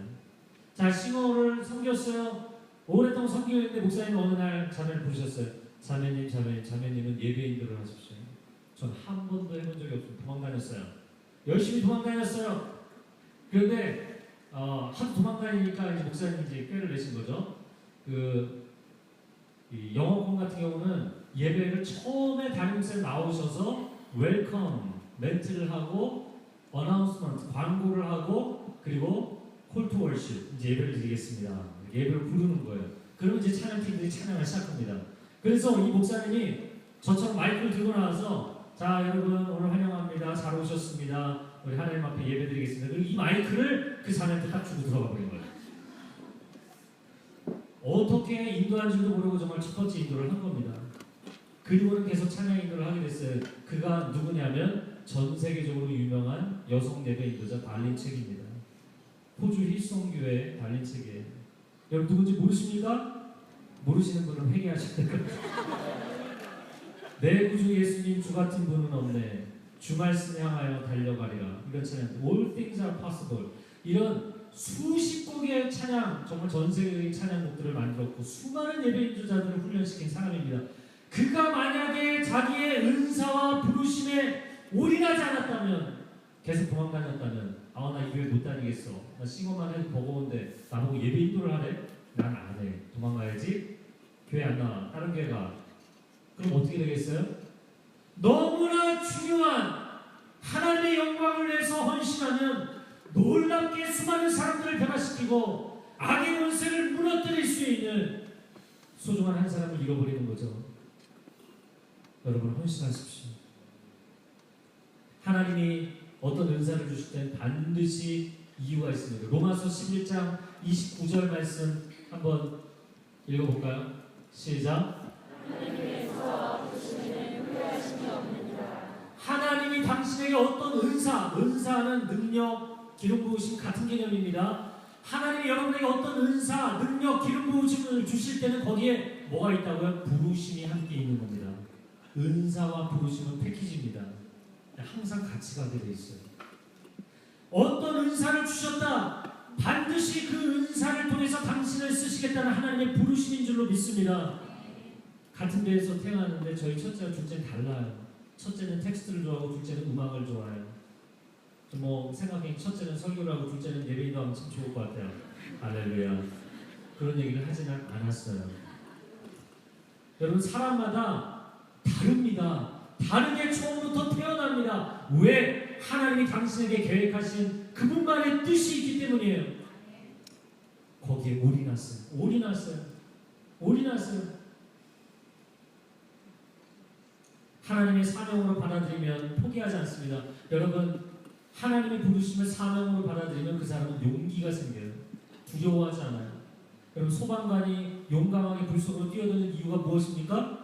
한 사람이라도 더 구출해내야 된다는 사명감 때문에 사명감을 가지고 두려워하지 않습니다. 메르스 사태로 전국이 공포에 휩싸였을 때 의사, 간호사, 의료인들은 두려워할 수가 없어요. 한 생명이라도 더 건져내야 되기 때문에 사명을 가진 사람은 두려워하지 않습니다. 그 일을 이루어야 되기 때문에. 엄마는, 여자는 약해도 엄마는 강하다고 이야기를 하죠. 왜 그런가요? 초보 엄마는 모든 게 두려워요. 살림도 두려워요. 애 키우는 것도 두려워요. 아니, 애 갖고 낳는 것조차 두려워요. 남편하고 맨날 싸우면서 사는 것도 두려워요. 모든 게 두려워요. 그러나 내 소중한 한 생명이 태어나는 순간 나는 그 생명을 온몸으로 지켜내야 되기 때문에 두려워할 새가 없어요. 엄마는 강해지는 겁니다. 사명이 생기는 순간 인간은 강해집니다. 용기가 생깁니다. 두려움을 묵상할 새가 없습니다. 할렐루야. 부르심에 집중하십시오. 여러분을 부르신 자리에 집중하세요. 학생은 학업에 부르심을 받았으면 거기에 올인하세요. 야, 그만 공부하고 자라 할 때까지 가세요. 일을 하는 사람, 여러분 직장에서 좀 일찍 퇴근해야 또 나도 내 개인 삶이 있지. 물론 개인 삶도 사세요. 그러나 저 같은 경우는 저는 목사로서 나는 공생애를 살고 있다 이렇게 늘 저 자신에게 이야기를 합니다. 할렐루야. 여러분, 여러분의 삶의 부르심이 직장에 있고 단순히 돈을 벌기 위해서 다니는 게 아니면 거기에 올인하세요. 최선을 다하세요. 엘리베이터 보이가 됐을지라도 최선을 다하세요. 물건만 옮기고 있을지라도 최선을 다하세요.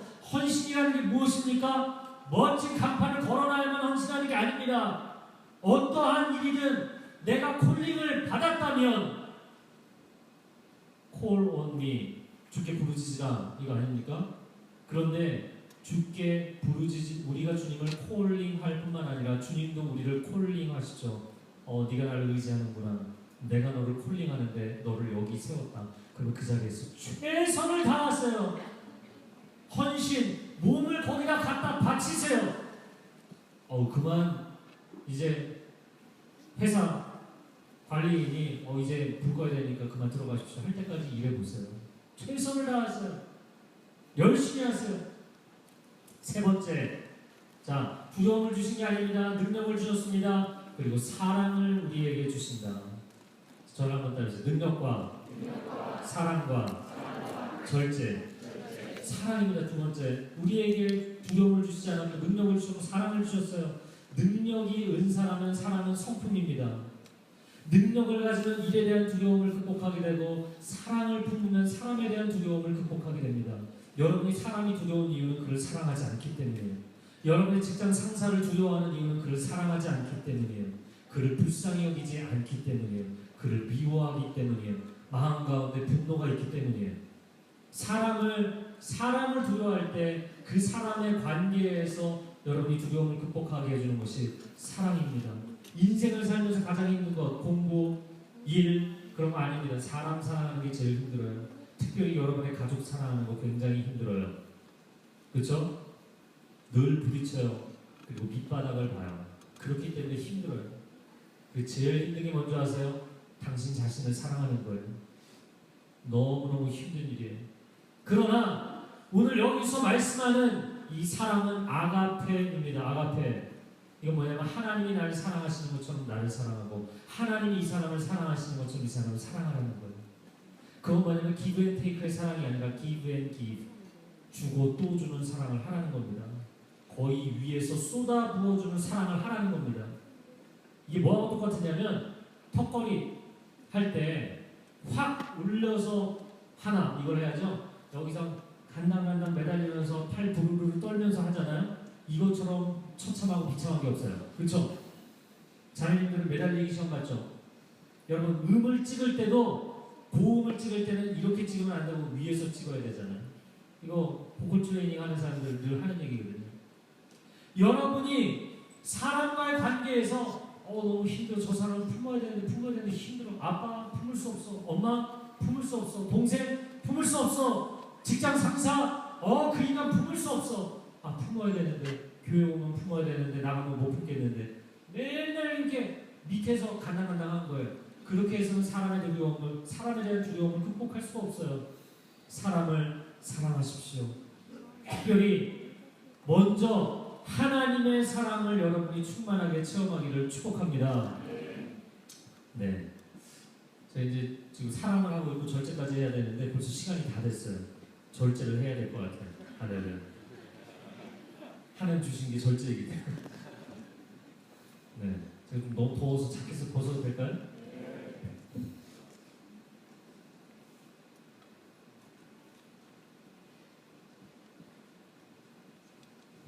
네, 지금 제가 사랑을 이야기하고 있었죠. 사랑.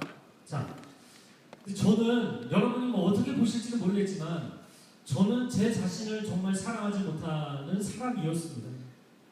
제가 최근에 기독교 심리서적들을 좀 보면서 제 자신을 묵상해 보니까 최근에는 제가 저를 사랑하는 것 같아요. 할렐루야. 예전에는 저는 저를 사랑할 수 없었어요. 이유를 제가 뭐 다 자세하게 얘기하면 너무나 긴 얘기인데요. 사실 어디 가서 얘기하지는 마세요.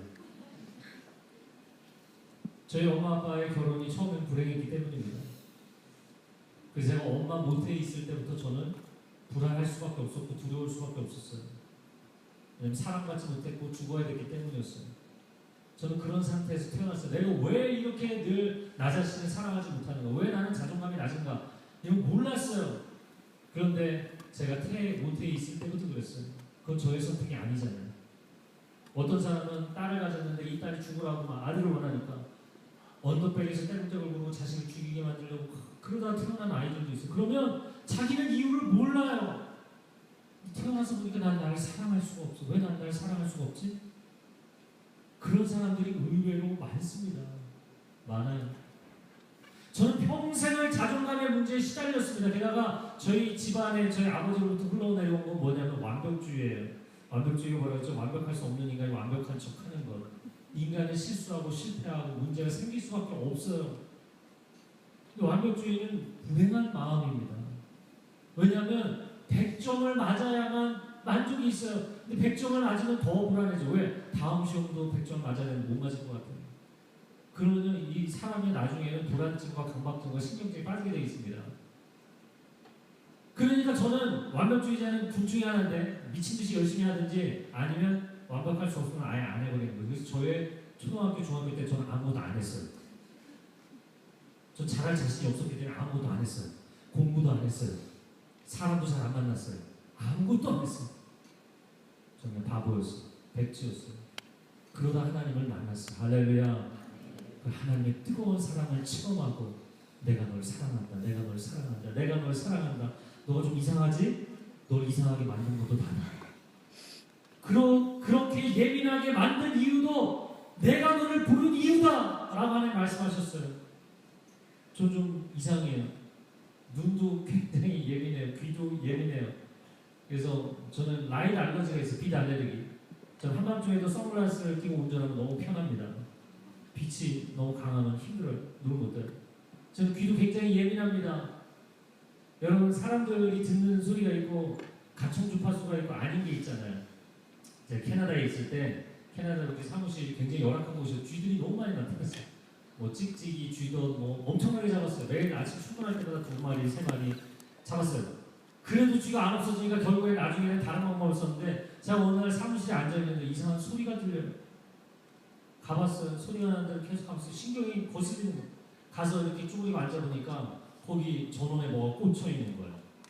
간사 이게 도대체 뭐야? 네, 그 쥐들 차단하라고 만든 고주파 차단기입니다. 사람은 못 듣게 돼 있는데 사람이 아닐까요? 사람이. 너무 예민해요. 눈도 예민해, 귀도 예민해, 게다가 깐깐해.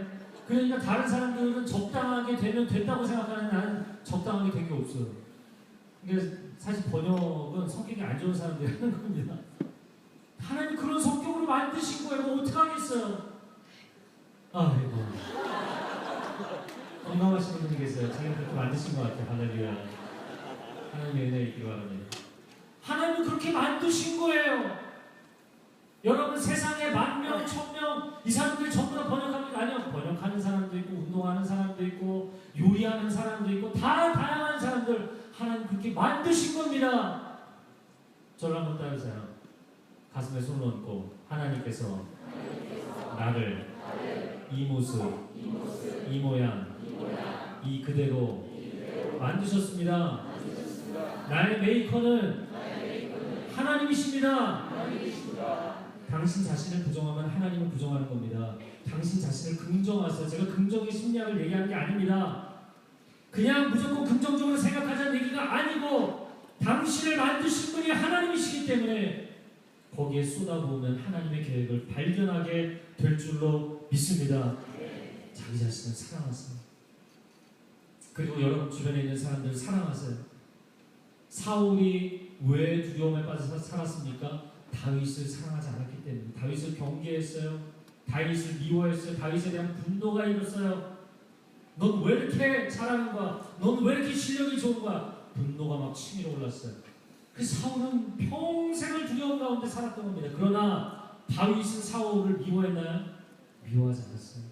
사무엘상 중간에 보면 2번이나 사울을 죽일 기가 있는데 안 죽였어요. 사울과 대화하는 장면도 나옵니다.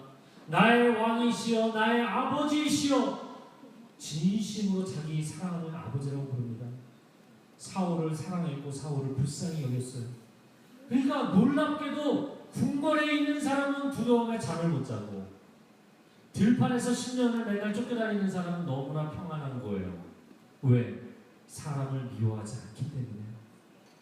미워하면 여러분 마음에 두려움이 사로잡습니다. 때로는 분노, 그러나 분노가 식고 나면 두려움의 한기가 여러분의 영혼을 사로잡게 돼 있어요. 그래서 무서운 놈이 큰 소리를 치는 거예요. 강한 것 같지만 강한 게 아니라 사실은 무서운 거예요. 여러분 사랑하십시오. 여러분 부모님 사랑하십시오. 여러분 곁에 있는 사람 사랑하십시오. 미운 놈 사랑하십시오.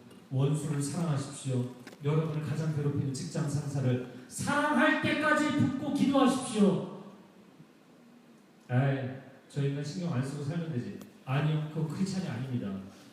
사랑할 때까지 품고 기도하십시오. 사랑하게 되면 제가 얘기하는 사랑이란 아가페 사랑이란 하나님의 사랑. 그 뭐야? 하나님의 사랑은 위에서 쏟아부어 주시는 거예요. 당신이 나한테 이거 하나 잘해주면 내가 이거 잘해주지. 이런 인간적인 사랑이 아니에요. 그냥 위로부터 쏟아부어주는 사랑이거든요. 그러면 아가페의 사랑이 내 안에 들어오는 순간 내가 그보다 위에 서게 됩니다. 위에 서라고 얘기를 하는 게 아니고요. 사랑으로 끌어안는 순간 문제가 되지 않아요. 그래서 항상 누구랑 싸우자는 그 사람의 문제가 아니고 내가 문제. 왜? 수준이 비슷한 애들끼리 싸우게 돼 있어요. 부부 간에 싸우게 돼 있고요. 부모 자식 간에 싸우게 돼 있어요. 그러나 2단계 건너뛴 할아버지 할머니와 손주는 안 싸워요. 싸움이 되지 않아요. 그냥 아무리 치받아도 짜증내도 그냥 하염없이 사랑해주기 때문에, 귀엽기 때문에. 그래서 레벨 차이가 확실하게 나면 그 다음에는 문제가 되지 않아요. 여러분이 하나님의 마음으로 누군가를 뜨겁게 사랑하면 아무리 문제를 일으키는 사람은 문제가 되지 않아요. 사랑하십시오. 사랑에는 두려움이 없습니다. 요한일서 4장 18절 말씀 한번 읽어볼까요? 시작.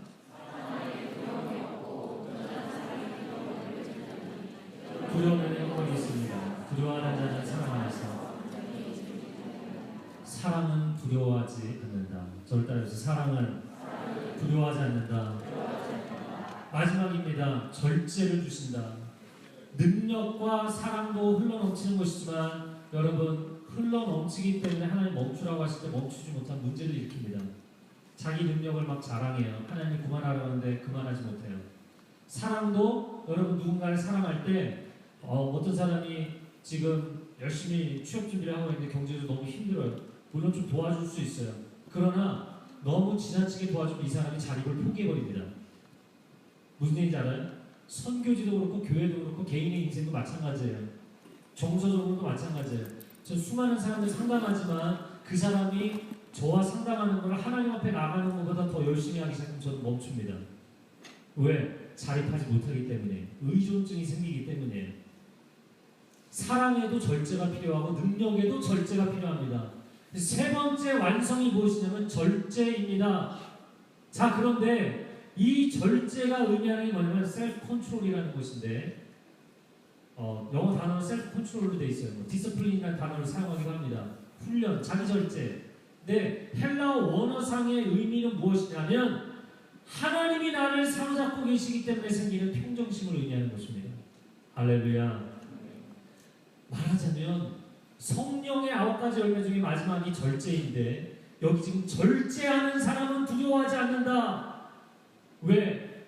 내가 마음대로 능력이 넘친다고 교만하거나 능력이 없다고 절망하거나 사랑이 넘친다고 지나치게 하다가 내가 피해를 보거나 아니면은 내가 사랑이 없어서 강팍하거나 이런 모든 문제를 하나님 앞에 맡기면 하나님이 딱 필요한 만큼 유지시켜 주시는 거예요. 할렐루야. 여러분 이렇게 하나님께 여러분의 인생을 맡기세요. 오늘 영광을 위한 헌신입니다. 여기서 절제라는 말이 적당하게 하라는 뜻이 아닙니다. 여러분 자신을 스스로 컨트롤하지 못하게 돼 있어요. 아까 시편 127편 말씀한 것처럼 하나님만이 여러분을 컨트롤하실 수 있습니다. 할렐루야. 아무도 여러분 컨트롤할 수 없어요. 돈 많이 준다고 직장이 여러분 컨트롤하는 거 아닙니다. 결혼했다고 해서 여러분 남편과 아내가 서로 컨트롤하려고 그러거든요. 그거 어리석은 생각이에요. 하나님만이 그 사람을 컨트롤하실 수 있어요. 하나님만이 내 남편, 하나님만이 내 아내를 변화시키실 수 있어요. 여러분 교제 3년, 7년, 10년 해보세요. 사람을 컨트롤할 수 있어요? 없어요. 사람은 오직 사람의 영혼은 하나님만이 통제하실 수 있습니다. 여러분의 인생을 하나님께 드리세요. 제가 아까 얘기했죠. 제가 이제 간증을 하고 마치겠습니다. 저는 잘할 수 없으면 안 한다 했어요. 아무것도 안 했어요. 아무것도 안 했어요. 바보였어요. 책도 못 읽었어요. 공부도 바닥이었어요. 하나님을 만났어요. 하나님 날 너무나 사랑하신다고. 너무나 사랑하신다고. 그리고는 저에게 야고보서 1장 5절에 지혜가 부족한 자 하나님께 지혜를 구하면 지혜를 부어주시겠다. 그 말씀 하나 붙잡고 공부했어요. 그리고는 하나님께서 놀랍게 부어주셨어요. 공부했어요. 사역했어요. 그 지금까지 달려왔습니다. 그런데 제 마음 가운데 제 인생이 워낙에 밑바닥이었기 때문에 나는 포기하려는 인생이었기 때문에 하나님 저를 불러주시는 순간 그 날로부터 지금까지 원하시면 마음대로 쓰십시오. 여기다 쓰시든 저기다 쓰시든 설교를 시키시든 찬양인도를 시키시든 주차봉사를 시키시든 저는 다 하겠습니다. 뭐든지 하겠습니다. 뭐든지 시키십시오. 번역을 시켜놓고 번역료를 달라고 하시든 딴 데다 다 쓰시든 하나님 원하시면 다 드리겠습니다. 11조 드리는 거 힘들어하시는 분들 아니요. 11조는 10의 전부가 하나님의 것이라는 것을 표현하기 위해서 일을 드리는 겁니다. 11조를 봉투를 넣을 때마다 하나님 10 전부를 주셨사오니 원하시면 언제든지 말씀하십시오. 다 드리겠습니다. 하나님 앞에 내 인생을 그냥 맡겨드리는 겁니다. 왜 두려움에 빠지는 줄 아세요? 내 거라고 생각하기 때문에. 내 걸 하나님께 드리고 나면 두려울 게 없어요. 내 인생이 뭐 잘못된 건 하나님 손이지 내 손해가 아니에요. 난 이미 하나님께 드렸어요. 그렇기 때문에 하나님 마음대로 쓰시라고 하나님께 드렸어요. 청소년 사역을 오늘 처음 시작할 때 저희 그런 얘기를 했습니다. 파트 전사였습니다. 여기 장신대 다니면서 파트 했는데 파트는 전임처럼, 전임은 담임 목사처럼, 담임 목사님은 예수님처럼 섬긴다. 우리 그런 모토로 사역했어요. 할렐루야. 거의 교회에서 살았어요. 그러면 도대체 당신의 개인 생활은 어디냐? 큐티 사역을 맡아서 할 때 큐티 사역 그냥 묵상하고 나누고 소그룹하고 이런 사역이잖아요. 근데 큐티는 기본적으로 말씀 사역이기 때문에 조용히 묵상하는 것도 중요하지만 기름 부으심이 있어야 돼요.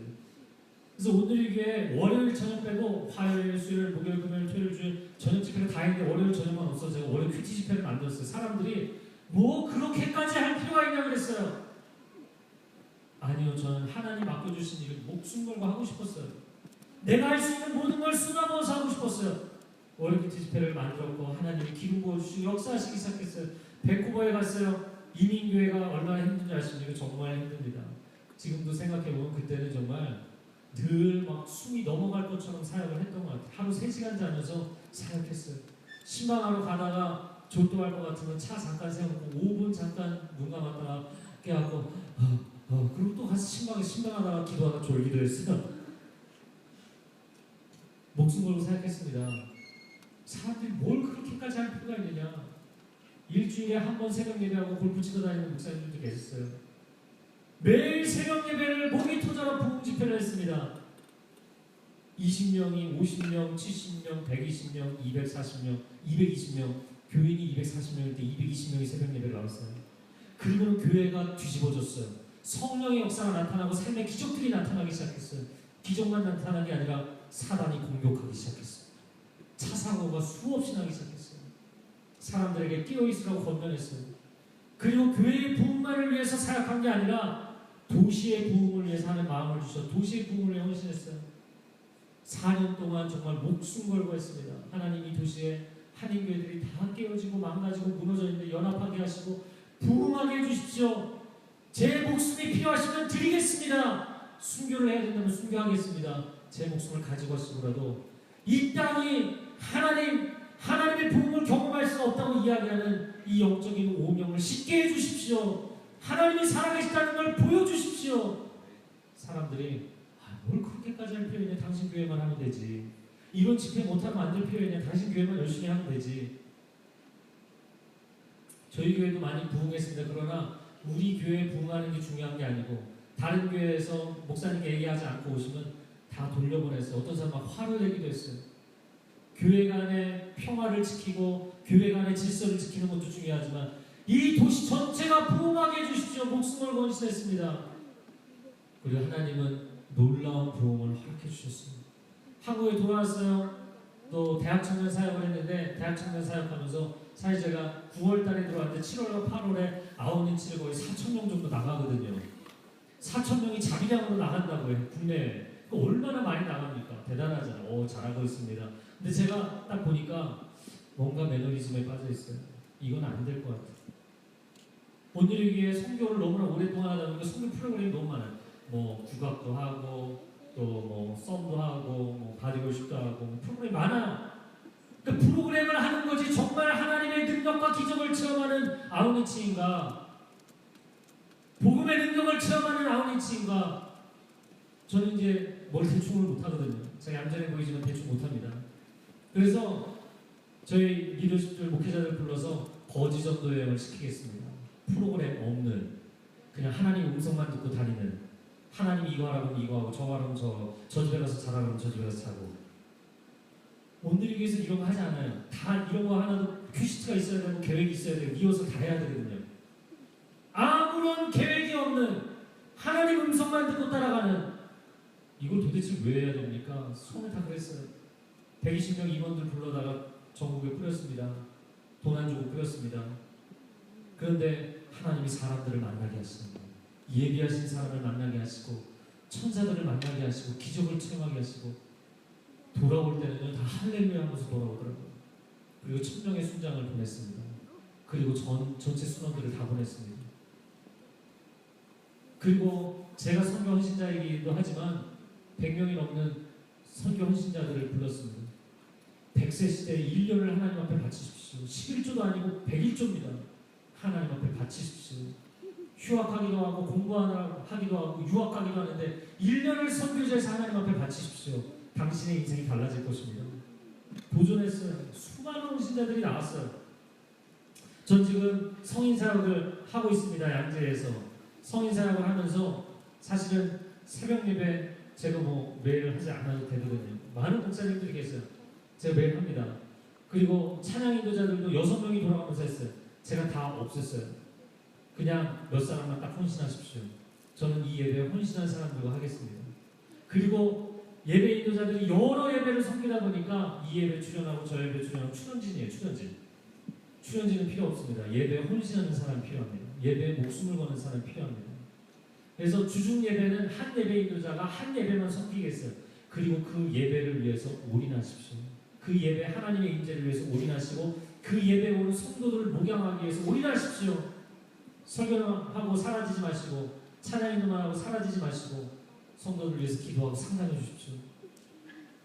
새벽 예배 목숨 걸고 했습니다. 하나님의 기름 부으심의 역사를 나타내 주세요. 수요 저녁 예배 목숨 걸고 했어요. 하나님 기름 부으심을 나타내 주세요. 저는 여러분에게 도전합니다.